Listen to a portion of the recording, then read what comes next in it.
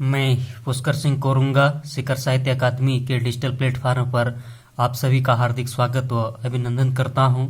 विद्यार्थियों, शिक्षार्थियों, आज से जो है मैं हिंदी शिक्षण विधियों के अंतर्गत पूरी चर्चा करने वाला हूं, जो कहीं न कहीं जो है सी टेट हो गया, यूपी टेट हो गया या यू टेट हो गया, तो इसके लिए काफ़ी महत्वपूर्ण प्रश्न इसमें बन सकते हैं।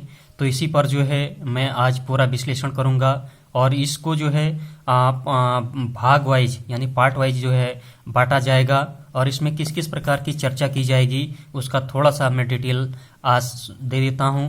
जैसे फर्स्ट में होगा भाषा का अर्थ, परिभाषाएं, भाषा के भेद, भाषा की प्रकृति, भाषा की उत्पत्ति के सिद्धांत, और दूसरा होगा शिक्षण के अर्थ एवं परिभाषाएं, शिक्षण के चर, शिक्षण के प्रतिमान, शिक्षण के आव्यूह और शिक्षण के प्रकार, शिक्षण के उद्देश्य, और तीसरा में होगा प्रमुख शिक्षण विधियां यानी शिक्षण की क्या क्या विधियां हो सकती हैं, और चौथा होगा शिक्षण के उपागम, हिंदी शिक्षण में चुनौतियां और भाषा दक्षता का विकास, पाठ्यक्रम, सहायक सामग्री, उपलब्धि और परीक्षण।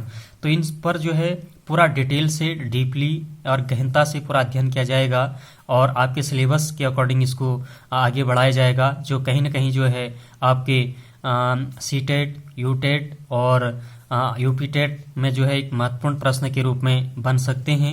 तो इन्हीं पर जो है बिल्कुल भाग वाइज जो है बांटा जाएगा। हर चीज का जो है हर एक चीज का जो है डीपली अध्ययन किया जाएगा। तो आज हम जो हैं जो फर्स्ट जो स्टार्ट करने वाले हैं वो है सबसे पहले जो है भाषा का अर्थ एवं परिभाषा। अब भाषा किसे कहते हैं, है ना, इसके अर्थ को हम समझेंगे और इसकी परिभाषाएं, क्योंकि अक्सर जो है इस तरह के प्रश्न पूछे जाते हैं। इसमें से प्रश्न जो है परिभाषा दी जाती है और उसमें जो है जो परिभाषा किसने दी उसको ऑप्शन में दे रहते हैं। तो अगर हमने ये ठीक से पढ़ लिया, समझ लिया, तो कहीं ना कहीं जो है हम वहां पर भी जो है ठीक कर सकते हैं। तो सबसे पहले आइए शिक्षार्थियों हम भाषा के बारे में ही आज पढ़ते हैं। देखो, भाषा शब्द की जो व्युत्पत्ति है या भाषा शब्द की जो उत्पत्ति है वो भाष धन आ यानी भाष धातु है आ प्रत्यय, इसके मेल से जो है बना हुआ है और इसका जो अर्थ होता है भाषा बोलना या कहना। वहीं आगे देखें तो भाषा का जो उल्लेख है सबसे पहले कहाँ हुआ था, ऋग्वेद में मनुष्य की वाणी के संदर्भ में मिलता है। तो एक महत्वपूर्ण हो सकता है, यानी भाषा का जो उल्लेख है वो ऋग्वेद में मनुष्य की वाणी के संदर्भ में मिला था। वहीं आगे आप परिभाषा की ओर हम जाते हैं, जो कहीं ना कहीं एग्जाम की दृष्टि से काफी महत्वपूर्ण होते हैं। सबसे पहले जो है पाणिनि या अष्टाध्यायी की अगर हम बात करें तो महर्षि पाणिनि जो है उन्होंने अष्टाध्यायी की रचना की थी और वो संसार के पहले जो है व्याकरणाचारी या व्याकरणी जो है व्याकरणाचारी के रूप में माने जाते हैं। अब इन्होंने क्या परिभाषा दी है, इन्होंने कहा है कि भाष्यते अनेन इति भाषा, यानी जिसके माध्यम से, है ना, भाषण किया जाए वो भाषा कहलाती है। अब ये बात किसने दिया है परिभाषा, पाणिनि ने। वहीं आगे हम दूसरी परिभाषा देखें तो पतंजलि जो महाभाष्य हैं उन्होंने भी जो परिभाषा दी हुई है उसको भी हम ध्यान से देखेंगे। यानी पतंजलि महाभाष्य यानी पतत धन अंजलि, दो शब्दों से पतंजलि का निर्माण हुआ है। पतंजलि शब्द की उत्पत्ति जो है पतत धन अंजलि से हुई है और इन्होंने जो परिभाषा दी है वक्ता की वाणी ही भाषा कहलाती है। तो इन्होंने क्या कहा, वक्ता यानी जो बोलने वाला होता है, जो वक्ता होता है, उसकी जो आवाज है, जो वाणी है, वो कहीं ना कहीं क्या कहलाती है, भाषा कहलाती है। वहीं आगे हम देखें स्वीट, ये जो है काफी रिपीटेड क्वेश्चन है, ये काफी बार जो है पूछा गया हुआ है, तो इसको आप ध्यान से देखेंगे। इनका कहना है भाषा के बारे में ध्वन्यात्मक शब्दों द्वारा, यानी जो ध्वनि है ध्वन्यात्मक शब्दों द्वारा जो है विचारों को प्रकटीकरण ही क्या कहलाती है, भाषा कहलाती है। तो ये किसने परिभाषा दी है, स्वीट ने। वहीं आगे देखें तो कामता प्रसाद गुरु हैं, है ना, कामता प्रसाद गुरु हिंदी के पाणिनि के रूप में माने जाते हैं, है ना, और इन्होंने जो मानक हिंदी व्याकरण की जो रचना की थी वो जो है 1916 में करी थी और उसका जो प्रकाशन हुआ था वो 1920 ईस्वी में की थी।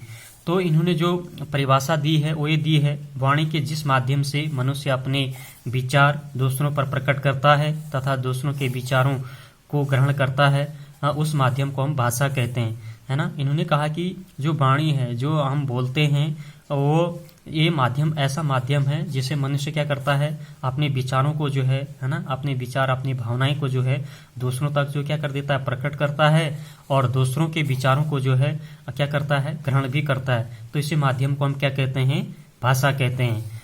और वहीं जो है डॉक्टर भोलानाथ तिवारी, उन्होंने जो है भाषा विज्ञान और हिंदी भाषा करके जो है रचना करी हुई है ना।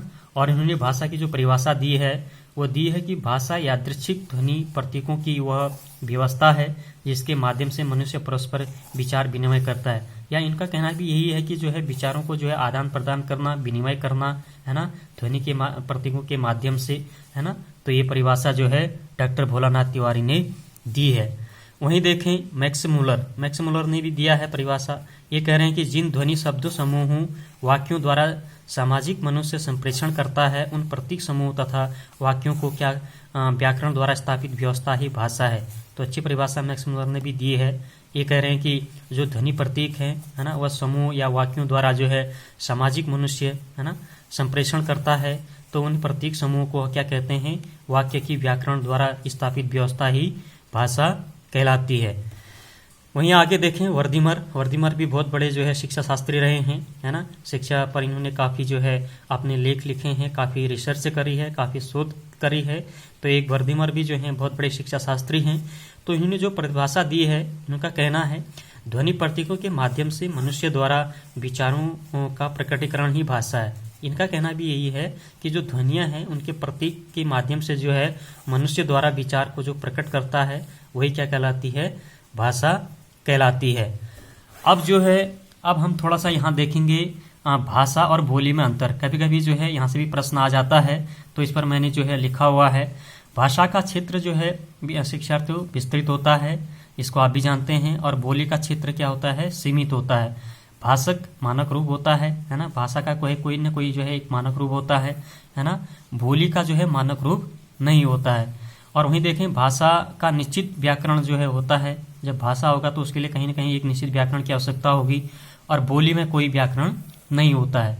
और अगला देखें तो भाषा का जो विकसित रूप है, भाषा एक क्या है, विकसित रूप है, और बोली का जो है आरंभिक रूप है। ये आरंभिक रूप है यानी शुरुआती रूप है। वहीं देखें भाषा में साहित्य रचना होती है ना। भाषा में क्या होती है, साहित्य की रचना करी जाती है।